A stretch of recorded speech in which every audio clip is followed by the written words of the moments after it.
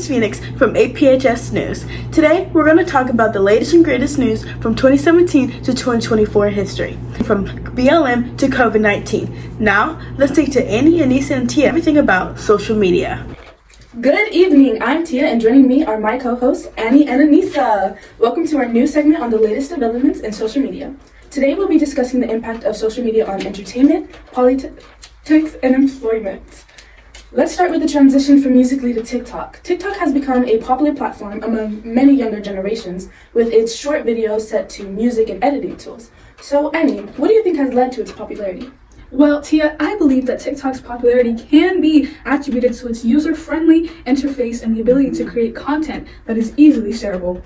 Additionally, its algorithm that recommend content to users have made it more addicting and engaging. Yes, moving on, let's talk about the role of social media in politics. The recent ban of former US President Donald Trump on Twitter and his subsequent move to a new platform has highlighted the growing importance of social media in politics and public discourse.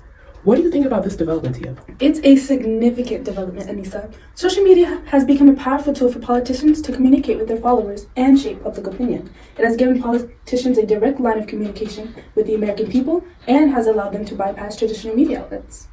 Well, let's now shift our focus to the impact of social media on employment opportunities. With the rise of social media platforms, employees have expanded their recruitment strategies and have reached a wider pool of potential. Many companies have now used social media to advertise job openings and to connect with potential hirings. Well, what do you think about this, Anissa? I think it's a positive development, Annie. Social media has made it easier for job seekers to find job opportunities for employers and employers to find suitable candidates. It's also given a rise to new forms of employment, with influencers and content creators monetizing their influence on social media platforms. Well, while social media has brought many benefits, it also poses significant safety concerns. Cyberbullying, stalking, and harassments are all major concerns on social media platforms. In addition, these concerns are spread through fake news and misinformation, which can have serious consequences. What do you think can be done to address these concerns, Annie? Well, Tia, social media companies have responded by enhancing the security measures and introducing more extremely tight privacy policies. However, it is also important for users to be aware of the risk and to use social media responsibility. This includes being mindful of the content they share and being cautious about the personal information they provide online. Yes. Lastly, we have the issue of privacy concerns. The increased collection of usage of personal information by social media platforms, coupled with high-profile data breaches, has raised privacy concerns among users. Social media companies have made it easier for users to control their privacy settings and provided more transparent, all-around data collection practices. Yes, however, it is important for users to remain vigilant and to be proactive in protecting their online privacy. It is also important to educate ourselves about the risks associated with social media usage. This includes understanding the impact of algorithms and how they can influence the contents we see. I absolutely agree. Social media has become an integral part of our lives, with its impact felt across various aspects such as entertainment, politics, and employment. While it offers numerous benefits, it also poses significant risks, and it is up to us to use it responsibly and to be aware of its potential impact on our lives. Well, that wraps up our time here today. We hope you like this segment on the latest developments in social media. Back to you, Phoenix. Thank you, Annie, Anissa, and Tia, for the interesting information about social media. Now, let's move to a movement that has spread largely over the internet. Let's go back to 2020 and look at the BLM protests in LA. Lives Matter protests in LA. I'm here with Nala Baker. Nala, where did this all begin? BLM protests have been happening since 2013, but has been more prevalent as the years have passed by, especially here in America. This is due to the epidemic of COVID-19 has now been on the rise as police brutality has continued to be present in America. Murders as Breonna Taylor and George Floyd have now heavily impacted the Black community, and we will not stand here and let justice not be done. Now, recently in 2021, the BLM movement was nominated for Nobel Peace Prize. This is a major step for the community. In 2023, Maryland swore in its first black governor, Wes Moore, while in Philadelphia, they welcomed Cherie Parker in January, the first black woman to serve as mayor. There is much more to come in our community and others. Now, to the community key in the BLM protest, here's Nick and Hunter for everything LGBTQ. Thank you, Phoenix. Coming to you live from LA Pride, I'm Hunter. And I'm Nick. And we're here to talk about LGBTQ plus bills, why it's important to vote. And here we see some protesters. Gay rights! IPS men. In 2017, over 100 anti-LGBTQ bills were proposed in over 29 states. Numbers continue to rise in conservative bills following the Trump administration. Queer life is in danger as statistics show 263 trans people were targeted and murdered between 2017 and 2023. Suicide rates have risen in the community, showing that 1.8 million queer people contemplate suicide each year in America. Voting and spreading awareness makes all the difference. In the past 6 years, several beneficial laws have been passed benefiting the community. In October of 2017, the Supreme Court blocked the military ban on transgender use. In 2018, the Equality Act passed, now including sexual orientation and gender identity among the prohibited categories of discrimination and segregation in places of public accommodation. It also amended the Fair Housing Act and the Equal Credit Opportunity Act. Also in 2018, after the court sided with Colorado in the case Masterpiece Cake Shop versus Colorado Civil Rights Commission, the tide was turned in queer and criminal cases. On June 15th of 2020, the Supreme Court ruled that the Civil Rights Act of 1964 also protected gay and trans workers from workplace discrimination. With your votes, we can make a change. Happy Pride! Thank you, Nick and Hunter, for everything LGBTQ. Seems like there's a lot of different things going on. Now, let's move into another important topic that's gathered a lot of controversy. Now to Daisy for everything about abortion. Thank you, Phoenix. A few months ago, at the Supreme Court, there was a very big development. The Supreme Court judges overturned Roe v. Wade 5-4, eliminating the constitutional right to abortion. The law was originally passed in 1973 with a 7-2 vote for the right to abortion. With the overturning of Roe v. Wade, 34 states completely banned abortion. 12 states allow abortion if the pregnancy and or labor would put that person's life in danger. And 4 states and the District of Columbia allow abortions without any state interference. Only a few weeks after the overturning, Pew Research Center conducted a poll with almost 7,000 Americans asking for their opinions on it. 62% of women disagreed with it, with 47% strongly disagreeing. 36% of women agreed, but with 21% strongly agreeing. And we have Miss Emily Hyde here, and we will be asking her what she thinks about abortion. So, Emily, what do you think about abortion? I am so pro-abortion. I think that everyone should have an abortion. And do you think there should be any restrictions on abortion? I do not. I think that realistically, you should be able to abort your child up to the age of 6. That's all for today. Back to you, Phoenix. I'm Jane Jenkins, and I'm currently standing inside of a medical research facility. This specific facility is currently researching a viral disease known as SARS-CoV-2, or more famously COVID-19. I'm waiting for a researcher to exit the building so I may get a more accurate story of what exactly has been going on. Ah, perfect. Excuse me, sir. If I could have a moment of your time. Sure, yeah. Okay, thank you. So, the mask mandation has been lifted for a while now, and yet people can still often be seen wearing them. Maybe you could tell us a bit about why exactly the masks were required in the first place and why the mandation was lifted? Yeah, sure. The mask mandate started near the beginning of 2021. It was only applied to actually 39 states. They all lifted the mask mandation at different times, and the mask mandation kind of came to fruition when the CDC recommended 2-layer face coverings and our masks like these to help limit the spread of COVID. Overall, public has been relatively obsequious and followed this recommendation like a law. Could you tell us an estimation of the total of deaths caused by COVID? Our research has proven that since April 13th, 2024, over 7 million people have died, unfortunately. It was the worst on the days from August 5th to August 7th of 2020. It's the first time that we saw 7,000 people fatalities 3 days in a row. Well, I think the public would like to know exactly what people are currently most at risk of being infected by COVID. Well, children and elderly are the most vulnerable to the virus as their immune systems can be weakened or are not as developed than an average adult. I'm sure everyone has been curious about this, but why exactly did the CDC recommend 6 feet for social distancing? And what impact has that had on public spaces?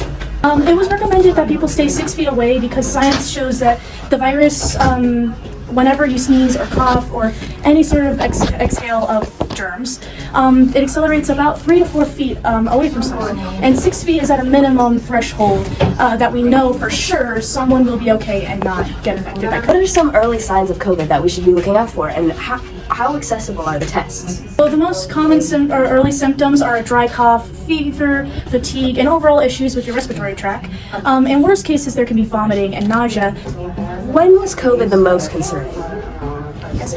That kind of is a trick question, actually. COVID is still very concerning, and there should be avid hand washing, mask wearing, and caution when it comes to your health. However, COVID was peaked around 2020 to early 2021, and only stopped being such an issue when the vaccination was released, and we saw proof of large reductions in deaths.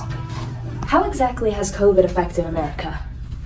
So COVID significantly affected many people's mental health and overall well-being. The forced isolation, increased in financial instability, and the loss of loved ones has been an incredibly traumatic experience to many. Okay, well, I do believe that's all my questions. Thank you so much for lending us your time. Now that we know a little bit more about COVID, let's go look at the 2020 Trump and Biden debate. My name is Joe Biden, and I am the 46th and current President of the United States. I am known as the youngest person to ever be elected to Senate at age 29.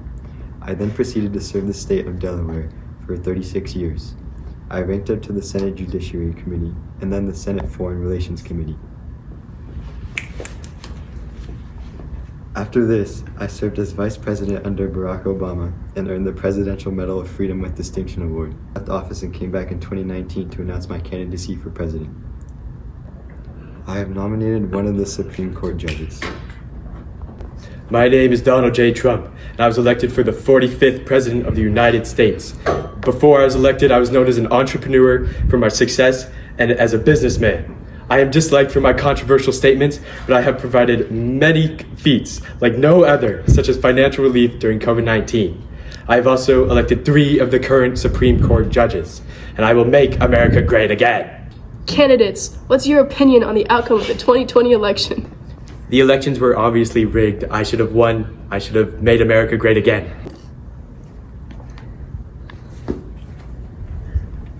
Mr. Trump, I won the presidency fair and square, and you're being a crybaby about it. Mr. Trump, what's your reaction to your first impeachment in 2019? They think I was abusing my power. Frankly, that's only what they want you to believe. I will make America great again. Mr. Biden, what have you completed during your presidency?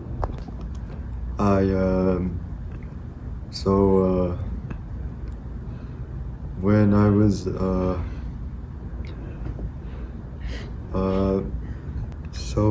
my administration, has actually been, shipping out supplies to, Ukraine. And we're giving them funding and supplies to help their people. Now that we see the clip from the 2020 debate, now let's hand it over to Kaylee to talk more about political issues.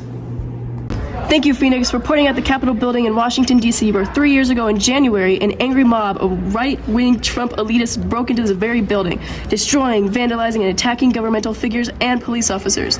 This insurrection was a bungle that came out of a reaction to the 2020 election where Trump lost to Biden, the previous president who had 2 acquitted impeachments, one in 2019 in response to accusations of abuse of power, and the second time happening right after this incident in January.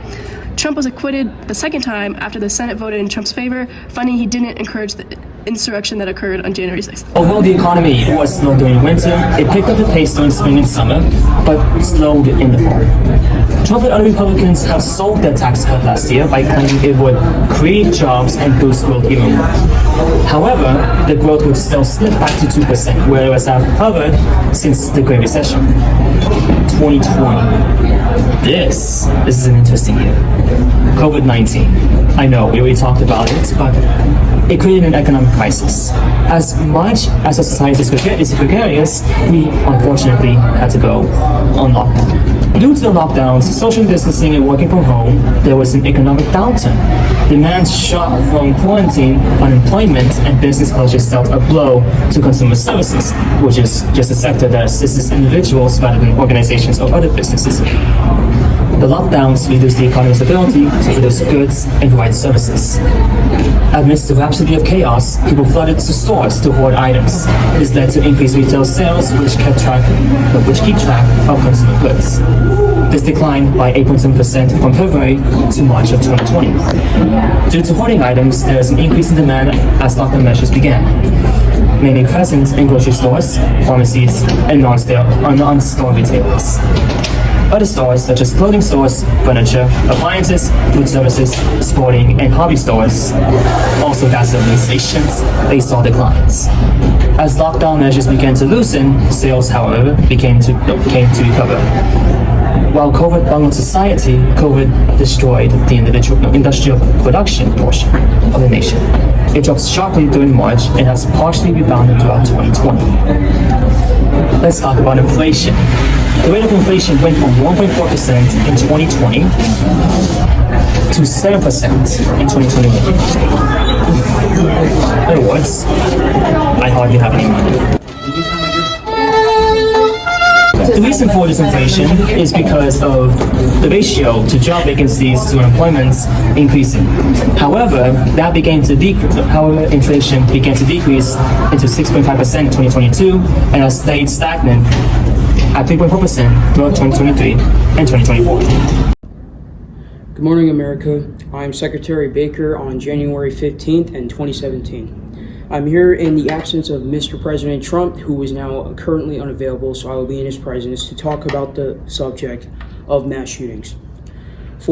Ever since on January 6th in 2017, the mass shooting in America took place in the Fort Lauderdale Hollywood International Airport in Florida. A gunman has opened fire in the baggage claim, killing 5 people and injuring 6 others. This is one of the following problems that we have featured in this nation as America. Soon after, on January 20th, there was a school shooting that took place on West Liberty Salem High School in West Liberty, Ohio. A 17-year-old student entered the school with a shotgun and shot 2 students, critically injuring them. Families have grown tense, and the government has been looked under very heavy anger, as we are now currently not doing much to escalate about the further conflict. These tragic events have marked the beginning of more mass shootings that we have to be able to prevent in order to keep the nation and our people under great safety in America. I'm now a secretary under the Biden-Harris administration, and I'm here to talk about the new law that will now be in place in order to prohibit the use of firearms falling into the ill possession of buyers. The Biden-Harris administration has recently implemented a rule that will undercut a buyer's background before claiming possession of a firearm. This final rule implements the Bipartisan Safer Communities Act, expansion of firearms background checks, the only significant expansion of the background check requirement since the Senator Biden helped to shepherd the Brady bill over the finish line in 1993. The federal gun background check system is one of the best tools we have to keep guns out of the hands of individuals prohibited from purchasing or possessing firearms, including domestic abusers and other violent criminals. But the loopholes in America's background check laws have enabled domestic abusers, school shooters, and other criminals that have continued to make mass shootings and school shootings on the rise. So with this law in place, we will hold our word true that we are a nation, and we will continue to promote laws that will prohibit the ill use of firearms within this nation. So as we hold up to that promise, I God bless you, and I God bless America. Good afternoon, viewers. I'm your host, journalist Rassam Abdullah, and today I'm joined with Astound News analyst Nicholas Orr, joining us from the American Department of Foreign Policy. How are you doing today, Nick? I'm doing terrible. Let's talk about the economic and political state of the world right now. Well, they don't call you Jaden Smith Jr. for a reason. Did you know Trump is building a wall along the U.S.-Mexican border? Oh, well, that decreases the amount of drugs and illegal immigrants that enter the country, right? And so why are so many people against this wall? 86 Republicans supported the border wall, while 79% of Democrats were opposed, and Trump being elected only called for the building of the wall. Through the years, many families have been separated because of the wall. Many are able to cross the wall, and some argue that the wall is a violation of border security. That's fascinating. I didn't know that many people opposed the wall, nor for it. That's just the tip of the iceberg. Foreign policy is such a large issue in our country today. For example, there has been an ongoing trade war between the U.S. and China. Yeah. So what can we expect to happen in the next few years? Well, Rassam, we have a climate crisis that is also being fought by the Democrats and Republican parties. We have counterterrorism issues emerging all over the world, and our support for Ukraine and Israel has brought such a toll on us with Russia, China, and Iran. Wow, I really hope things get better. Think again, Rasim. Think again. Hello and welcome to our news segment.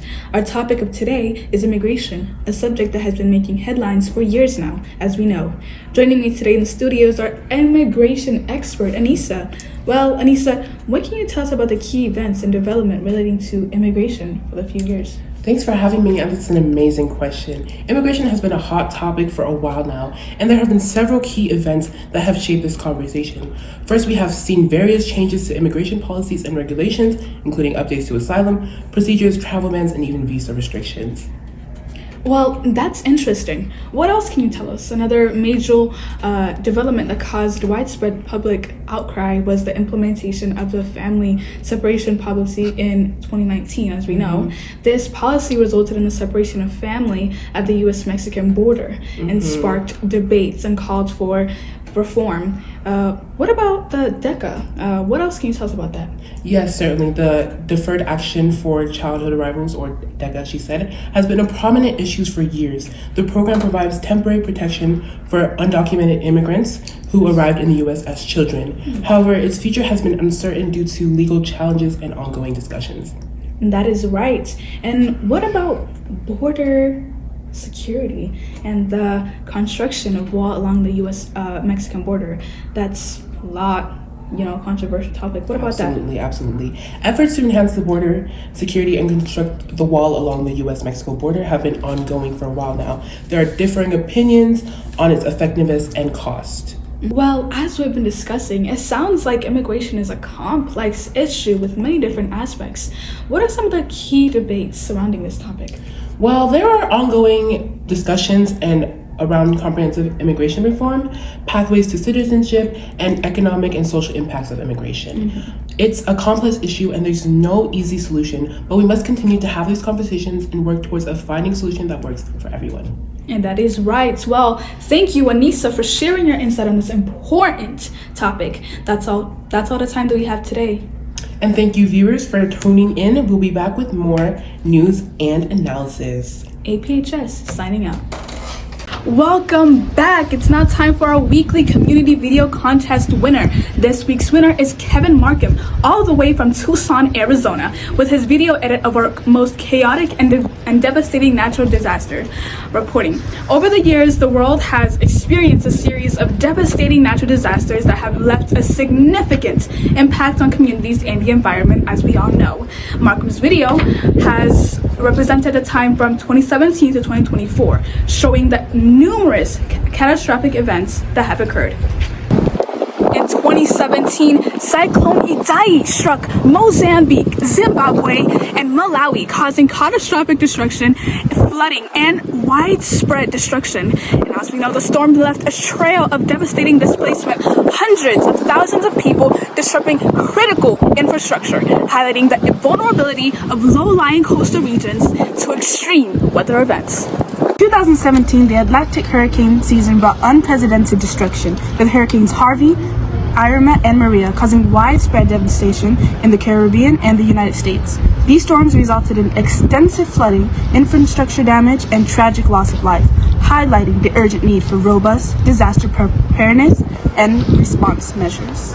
Reporting to Nicholas. The following year, in 2018, we witnessed a series of deadly wildfires across the globe, including the devastating Camp Fire in California, which became the deadliest and most destructive wildfire in the state's history. These fires ravaged communities, destroyed homes, and led to long-term environmental repercussions, underscoring the growing threat of climate change and the importance of sustainable land management practices. The year 2020 brought on COVID-19 pandemic, a global health crisis that disrupted lives and the economy around the world. While not a traditional natural disaster, the pandemic underscored the interconnectedness of global challenges and the need for coordinated response to complex situations. 2021, a heat wave in the Pacific Northwest shattered temperature records and triggered wildfires across the region, signaling the intensifying impact of climate change on extreme weather patterns. These events raised urgent concerns about environmental sustainability and the need for proactive measures to mitigate future disasters. In 2022, the eruption of La Paloma volcano in the Canary Islands led to widespread evacuation and significant damage to infrastructure, once again highlighting the unpredictable nature of natural disasters and the importance of effective emergency to readiness. In 2023, extensive flooding in South Asia and parts of Europe caused widespread devastation, displacing millions of people and overwhelming local response efforts. These events underscored the impact of natural disasters on vulnerable communities and the critical need for adequate disaster management and support systems. Look ahead to 2024 and beyond. It is clear that the frequency and severity of natural disasters is increasing, requiring protective measures to build resilient communities and safeguard the planet's ecosystems. Through collective action, innovative solutions, and safeguard commitment to disaster risk reduction, we can work towards a more secure and sustainable future for all.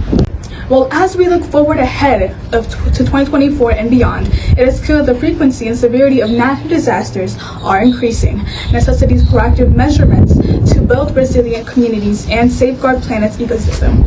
Though collective actions, innovative solutions, and sustained commitment to disasters risk reduction, we can work toward a more secure and sustainable future for all. I was APHS, signing off.